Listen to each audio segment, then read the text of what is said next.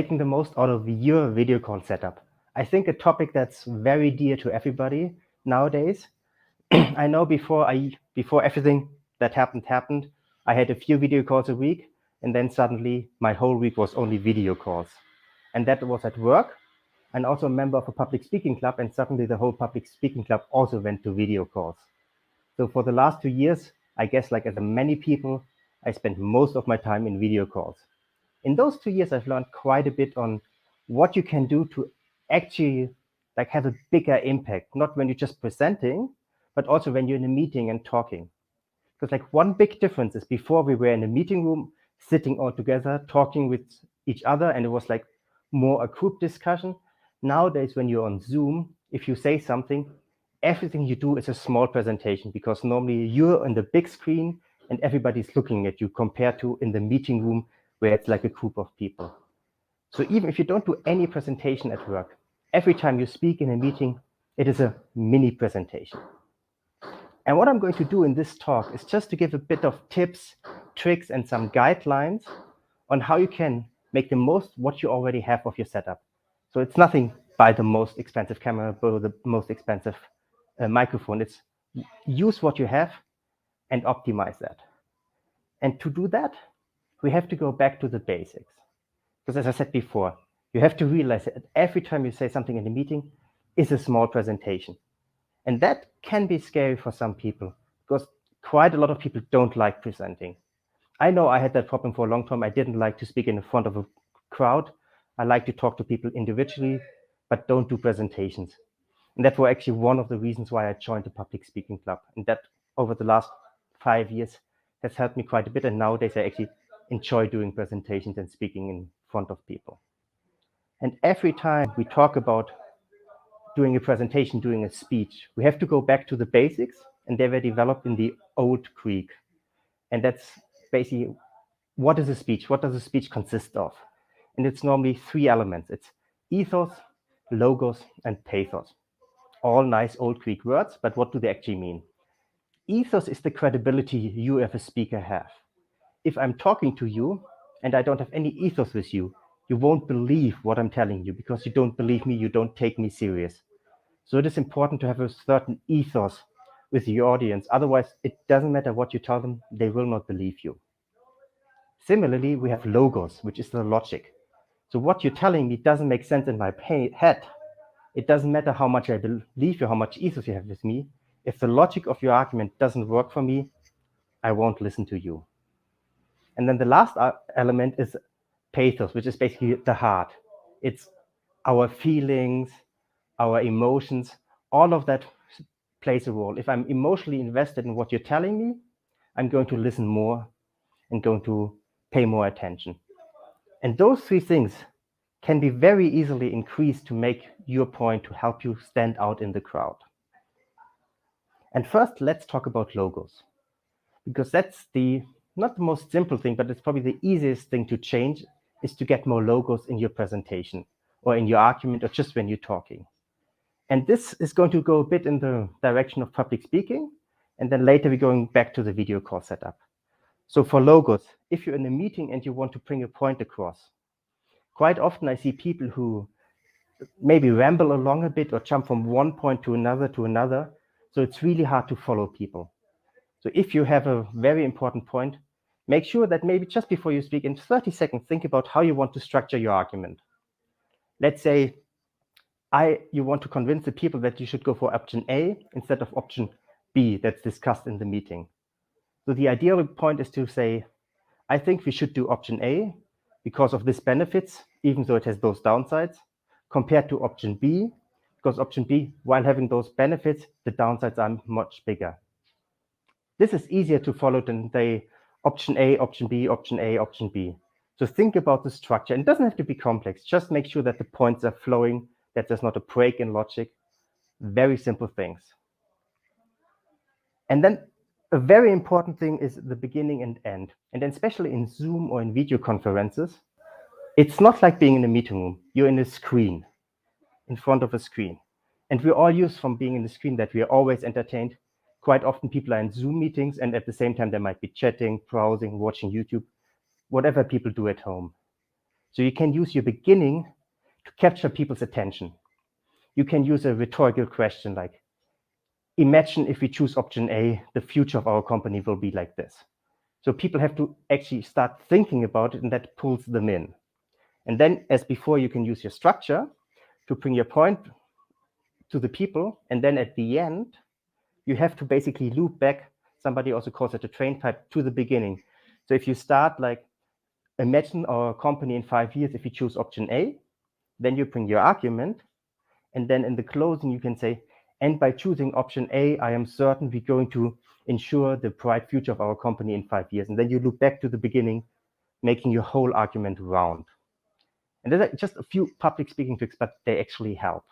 And they increase the logos of your speech. So let's talk about pathos, the emotions, the heart of the message. And there it's very similar and something important to remember. Human beings are story-driven beings. If you think about our culture, our society, we live in stories, we watch movies, we read books. When we tell each other things, we normally do it in the form of a story. But when we're at work and we want to present something, suddenly we're just listing very dry facts, we just show numbers, which doesn't really interact with the storytelling part of humans. So if you want to like really bring home your message, use stories, of course, only where it's sensible. Don't put everything in the story. If you're going to present the financials numbers of last quarter, you can tell a story, but it's hard. But on the other side, if you want to convince your board of directors to launch a new product, don't just list, this product is better because A, B, C, D. Tell a story. Maybe tell the story from the perspective of a customer.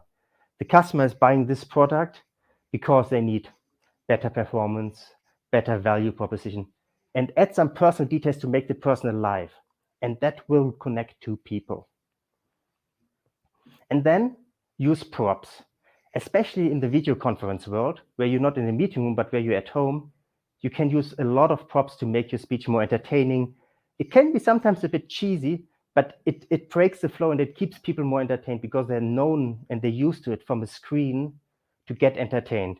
So this is going to be very cheesy, but if you want to talk about a sales strategy, you can say, let's add a bit of spice to our sales presentation. It is cheesy, but everybody will laugh and it will interrupt the flow of just words and will draw people more in and listen to you more. That was like the more public speaking part of my presentation.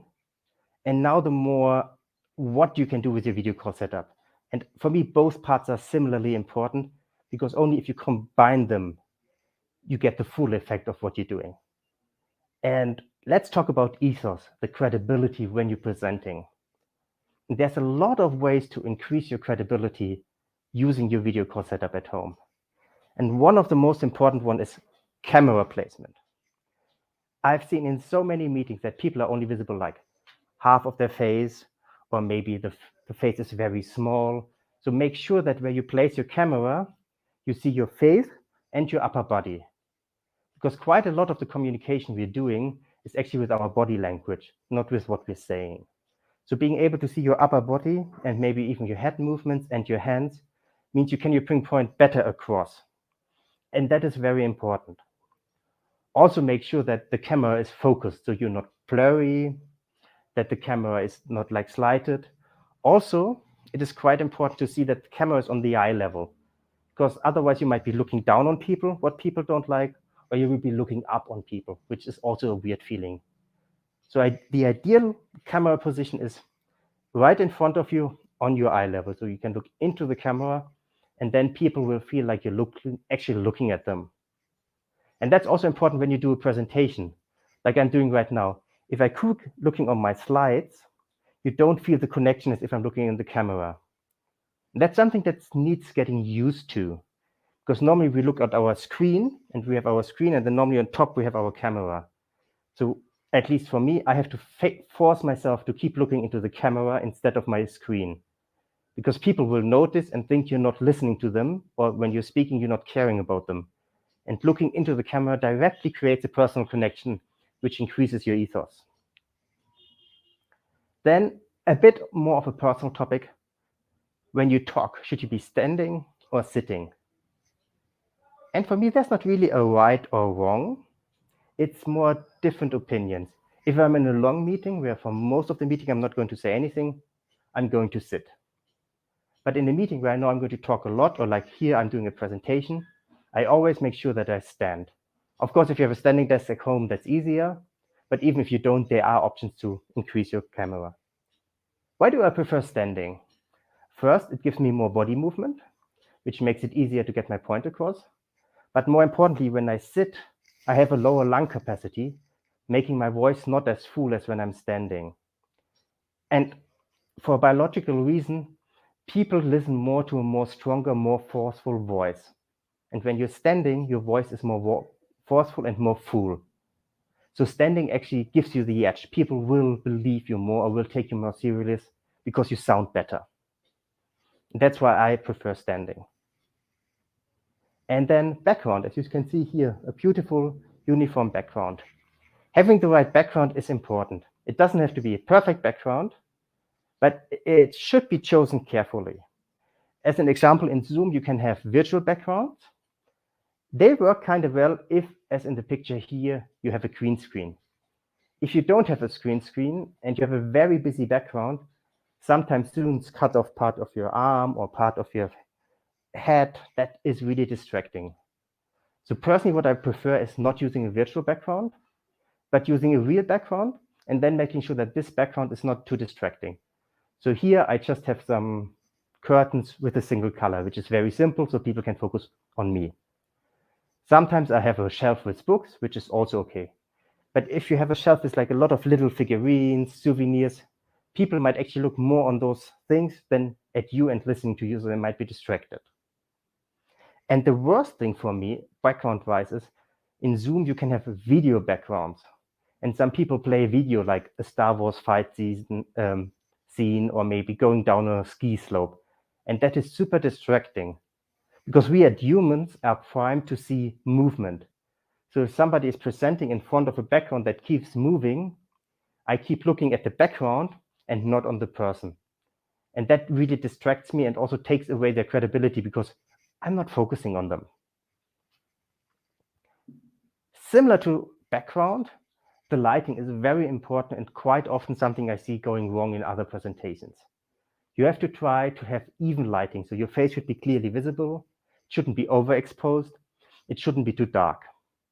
The reason, again, is simple. If it's too dark, nobody can see my face, nobody can see my facial expression, taking away from my message.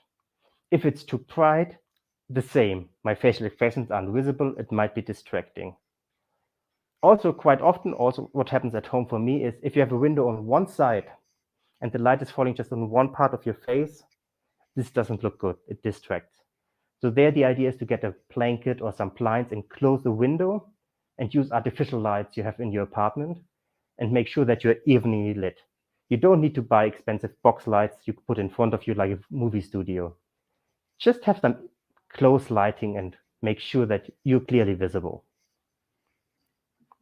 And then presentations. A lot of our work or a lot of our video calls are presentations at work. And there's so many guidelines on the web, I'm not going to cover all of them. But I wanted to talk about some of the basics. They were very simple to follow and they improve a lot. It's like the classic things, don't have too much text on slides, don't have too many animations, or in my personal opinion, don't have any animations on your slides. I don't like if you have videos playing in your presentation, that can be distracting. And then what quite often happens at work and which really, really, really annoys me is people do presentations with all the figures and all the information written on the slides. And then when you ask them why, the reason is that afterwards they have to send the slides around to a bigger group of people and they have to be able to understand the slides without listening to your presentation. And I know that happens at work, but it's still a stupid excuse. A better way is to create this deck with all the information so people can read it without listening to your presentation, and then create a second deck of slides, which you use in your presentation. And there you can only have a few keywords, maybe a graph, and that's it, because the rest you're going to mention in your presentation. So for people who are listening to you live, they get the full experience of you talking, presenting, showing the slides. and they just see the simplified slide, but they get the message. And the people who can't attend live, they get the more complex slide set with all the information where you don't need yourself. And then in an ideal world, you also record yourself so people can choose what they prefer. Because some people like to read, other people like to listen. But for me, please never use the slides you sent around for your presentation, because then people are going to spend reading your slide instead of listening to you. And again, this decreases your ethos and makes you less credible.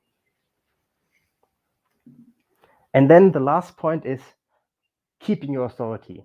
By being on stage, by talking, you directly get a lot of ethos or authority bestowed on you because you're the person speaking. If you're invited at a conference and you're a speaker, the people in the audience believe you have some valuable knowledge they might not have because you're allowed to speak at the conference. This gives you credibility. But it's very easy to lose. Like what I see often is when people go to present a slide or they go on top on the stage back in the old days and connect their computer, something is going wrong. And that can happen, that's totally natural. The important thing is then to act as it's natural and saying, something is not working, I'm going to fix it, or give me a minute, I will work on it. What you shouldn't say is, oh, I am so sorry, something is wrong, let me fix it. If it's not really your fault and you didn't really screw up, don't say, oh, I am sorry, because this lowers your ethos with the audience because you're apologizing for something. Or if you present something and it's just like, oh, I'm not sure about this, that questions your knowledge about the topic, so you shouldn't say that. Or avoid phrases like, maybe this is happening, or I don't think we should do this. Of course, you have to have facts and you have to have the knowledge, but be precise and be concrete. Say, we shouldn't do this, or we should do this, instead of, I think we shouldn't do this. I think we should do this. Like, be concrete and stand up for your opinion. This gives you more ethos, more authority. And if you apologize, it just lowers it, and you don't need that. And that happens, I think, more for more junior people who are less sure about the things than more senior people. So it takes a bit of practice, but you have to own what's happening. It's also a cool thing you can do is call the room, it's called. So if you're in a meeting and you see something funny happening, you can call it out. Like, let's say somebody's accidentally, a cat is walking through the screen. You see that, you can say like, oh, and we have another listener, to break up the flow. And that also increases your ethos because you show that you're in control of the meeting, and that is kind of important. Those were like the general tips and guidelines. It's nothing groundbreaking, but they're important and quite a lot of people don't follow them. And now I want to talk about a few extra topics. One of them is, if you're in Zoom meetings, and if you're like me, probably 8 hours a day in Zoom meetings, you get really, really bored by the typical layout. You have the slides in the middle, and then the little head talking, and maybe some other little heads beneath, which are listening. And you always see the slides. The slides are the big, and then the talking person is small. There's a really cool open source software called Open Podcaster software, where you can create custom layouts. So you can use your screen share, your video camera, and can create a layout whatever you want, like half slides, half you talking. You can even have some screen transitions where you change the layout midway. And this program then creates a virtual webcam, which you can use in Zoom. And this has like an amazing effect. If you're doing a presentation at work and you use the software, suddenly in the meeting where everybody is used to a big slide and a small head talking, it changes up. Everybody's surprised and they will listen to you more because it's something new. And we as humans like new things. So listening to that is always a nice idea. And then I said before, you don't need expensive equipment to have an impact, but having good equipment, of course, helps. It is not necessary. But for me, if you talk a lot, the most important thing to invest in is a really good microphone. And a USB-C microphone you can probably get for $60, which is really good. And if people can hear you clearer, can hear the intonation in your voice better, they will take you more serious. Compared to if there's a noise in the background, or if they can only hear every second word, that's really bad. And once you have a good microphone, the next thing to invest is in a good webcam. Have a HD 4K webcam which autofocus to make sure that your image is always nice and clear, so people can see you in your best. It's not necessary, but it helps. And if you follow all those guidelines and all those rules, you're going to have amazing presentations. Everybody's going to listen to you.